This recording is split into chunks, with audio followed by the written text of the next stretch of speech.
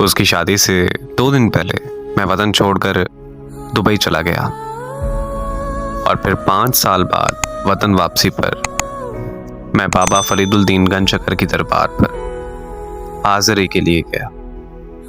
मैं वहां बैठकर दुआ कर रहा था। अचानक मुझे उसकी याद आने लगी। इतने सालों बाद जो उसकी याद आई, उसकी याद ने मेरी तबीयत खराब कर दी। मेरा दम घुटने लगा।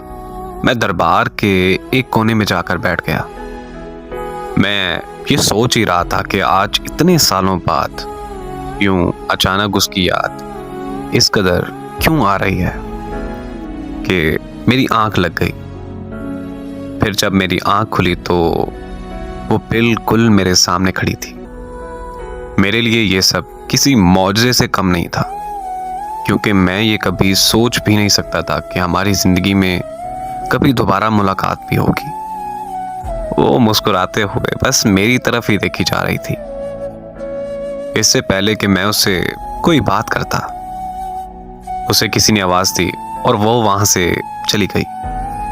मैं उसके पीछे जाना चाहता था, मगर मुझ में इतनी हिम्मत भी नहीं थी कि मैं अपनी जगह से हिल भी सकूं। माजी की जिन कड़वी यादों को खत्म करने के लिए मुझे वतन छोड़ना पड़ा था। वही कड़वी यादें फिर से मेरे अंदर जिंदा हो चुकी थी। मेरा हर जख्म फिर से ताज़ा हो चुका था।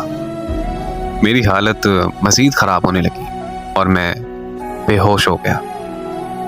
और फिर जब मुझे होश आया तो मैं फिर से वहीं लेटा हुआ था। दरबार से घर आकर मैं एक अजीब सी कश्मकश का शिकार हो चुका था कि दरबार पर मुलाकात महज सिर्फ एक इत्तेफाक था या फिर खुदा की मर्जी। इस कश्मकश से निकलने के लिए उसको दिया हुआ वादा मुझे तोड़ना पड़ा और मुझे उसके गांव, उसके माँ बाप से मिलने जाना पड़ा।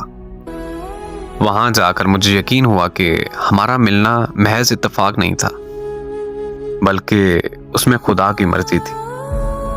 उसके घर वालों ने बताया कि वो तुमसे शादी करना चाहती थी, लेकिन हम लोगों ने साफ कह दिया था कि खानदान के बाहर शादी नहीं हो सकती। और फिर हम लोगों ने उसकी शादी खानदान में तय कर दी। उसने बहुत ज्यादा शोर मचाया, मगर हमने उसकी एक ना सुनी। काश तब हम उसकी बात सुन लेते तो आज वो हमारे में जिंदा होती। उसके घर वालों की ये बात सुनने की देर ही थी कि मेरे रोंगटे खड़े हो गए। उन्होंने बताया कि वो अपनी शादी वाले दिन जहर खाकर मर गई थी।